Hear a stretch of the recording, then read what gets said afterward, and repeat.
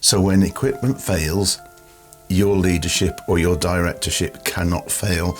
You are the head of the creative team and you have to be able to take on everything that's going wrong. Production can be responsible for some of the production, but when it comes down to one where the buck stops, the crew don't look at the broken pack, they look at you. James, thank you for joining us. Throughout this interview series with you, where we've been discussing some of your photography work, we've been exploring what really happens behind major production shoots.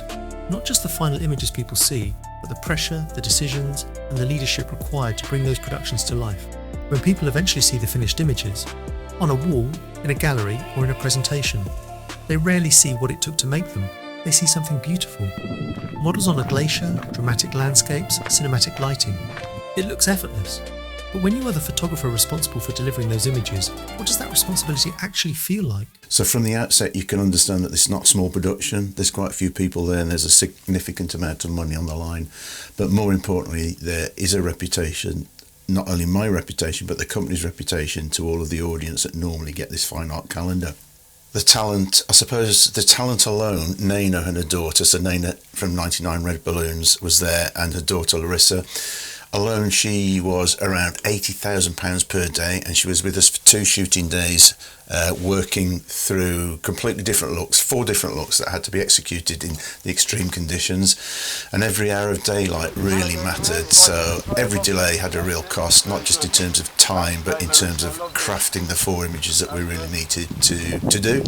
That was the remit. So we were shooting the edge of a glacier not many people go to, but the glacial debris fields, and I quite liked it. I found it on a wrecking. It was completely exposed to the elements. There was not really, well, there wasn't any shelter in the traditional sense, and the only cover we had was a single umbrella, as you can see in the video, and that was being held over the camera in between takes, as well as over the small group of people. You know, the weather was constantly changing and there was like a squall going on, hail and sleet and rain and snow, and it was just blowing and cutting across the set, and so you know you're under pressure there. James, looking back on that moment now, standing out there on the glacier with the lighting system down, the weather turning, and the entire crew waiting for a decision, what did that experience actually teach you? I'll give you the 5 things I learned when the campaign started to go wrong. It wasn't all the campaign, it was just this shoot with the talent, so Nena. Preparation is protection, and at this level, your leadership cannot fail. You are the head of the creative team and you have to be able to take on everything that's going wrong.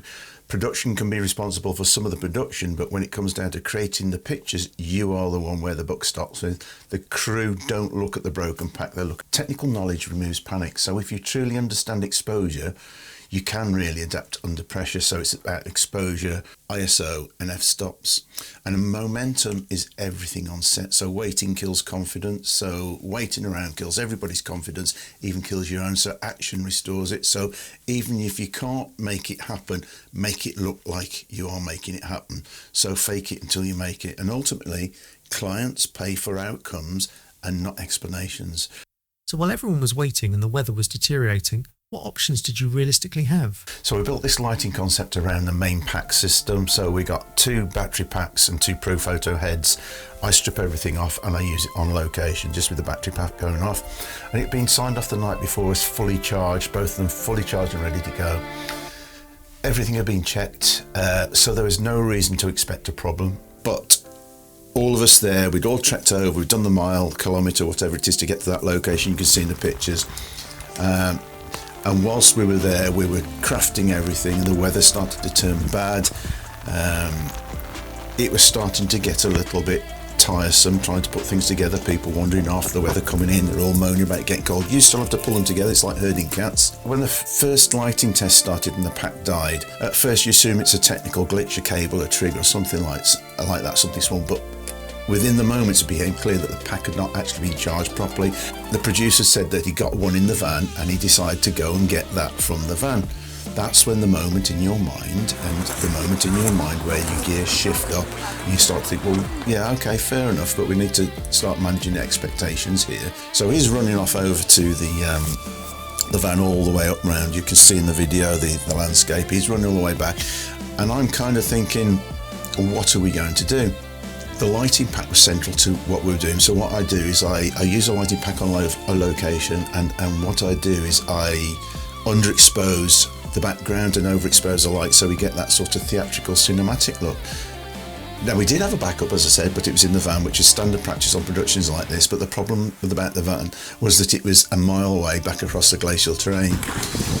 So the producer decided to take on the responsibility and he went to retrieve it. And I said, well, yeah, we can't be standing here waiting for everything to happen.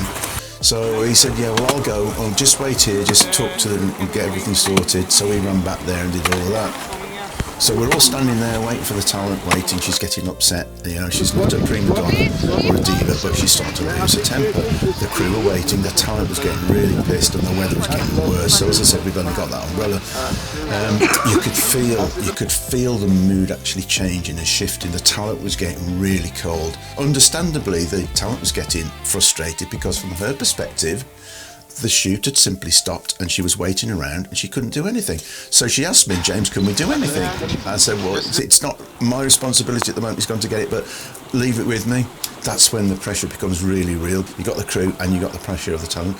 Not because the whole campaign would have failed, but because that day with the talent on that location could easily slip away if we did not find a great solution. My assistant suggested that I'd got a Nikon SB900 speedlight in my case, and oh yeah, okay, fair enough. I keep it in the case, where is it? So we had a little route round, we found it. We quickly discussed the options, and the main question was whether we could sync it reliable to the existing trigger system that was set up for the Fuji GFX and make it fire consistently, because the speedlight is not the same beast as a Profoto battery pack. That's where you have to think internally fast, and this is where the true experience and technical knowledge actually matters on the shoot. Yes, we can all press the triggers and we can put a light up there and hope for the best, or you can control it a bit, but you've got to understand what you're technically doing with that light. So because you're not guessing, you're calculating, and the key was understanding the relationship between flash and ambient lights. You hope it works. You shift the exposure balance so the flash has more influence on the subject, even the environment stays present. I slowed the shutter down to roughly 1/3 of a second. That allowed more ambient light to register, thinking about that, and keeping the atmosphere of the glacier rather than turning the background into dead black void, which you could do with an instant flash. So I had to balance the ambient light with the exposure, the slowing down the camera and putting that bounce of speed light, and it worked. So I opened up the lens on the Fuji GFX to 24mm, and it allowed me to work a little bit closer without compressing the scene. I deliberately increased the ISO to more than I normally would. That's part people often misunderstand. Raising the ISO does not just lift the whole frame, it effectively makes the flash appear stronger relative to the exposure on the face, providing you manage the ambient correctly. James, before we finish, if you had to summarise the most important lessons photographers could take from this experience, what would your top tips be for anyone trying to build their own productions and take their work more seriously?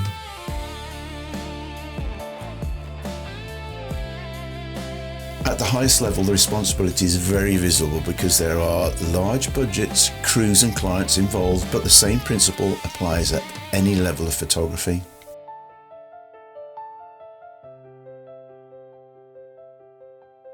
Whenever you step onto a shoot, or whenever you get into a shoot, people are relying on you to make something happen. You are heading up the team of creatives, you are working with the makeup artist, you are working with the stylist, the client and everything like that. But ultimately, when it goes 3, 2, 1 action, you're the one that's standing with the camera and you're the front of the queue. That means you have to think beyond the camera. You have to be thinking outside of the box. What's going on? Makeup, clothes, this, pull somebody in, do the makeup, do the hair. You need a technical knowledge so that when conditions change, you can adapt without panic. The real test is not whether you are talented. The real test is whether you can remain calm enough to find the solution that puts everybody at rest. For me, the Glacier shoot reinforced something very simple.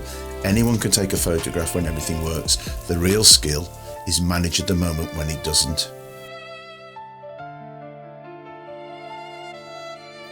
For those watching who want to learn more about James's approach to photography, lighting and creative decision making, you can explore his courses and learning resources through the links provided. And if you found this conversation valuable, make sure you subscribe so you can be notified when new interviews and behind-the-scenes insights are released in this series with James Nader. Because understanding the story behind the photograph can often teach us just as much as the image itself.